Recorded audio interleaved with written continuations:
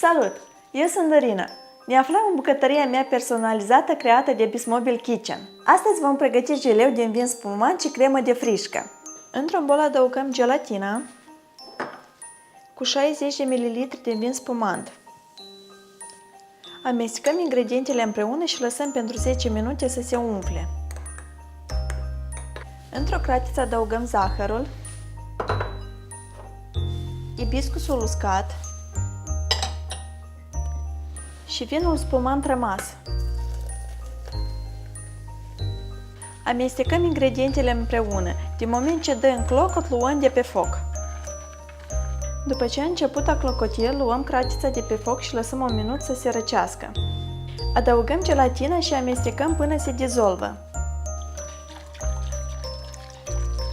Scurgem spumantul printr-o sită.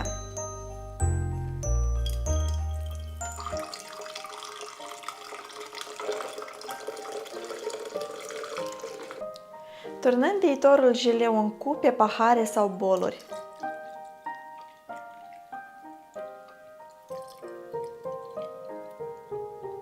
Dăm geleurile noastre la rece pentru minim 40 de minute.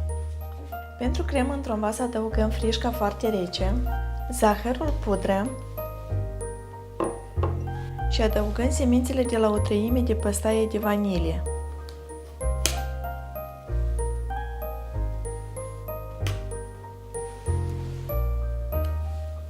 Mixăm toate ingredientele împreună.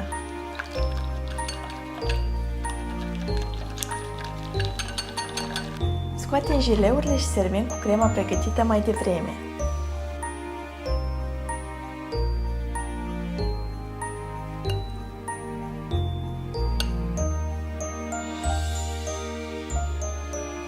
La dorință decorăm cu fistic mărunțit și zmeură leofilizată.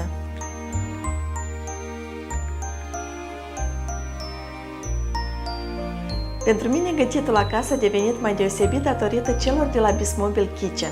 Showroom-ul se află pe strada Halipa 18. Acum nu rămâne decât să degust. Sărbători fericite!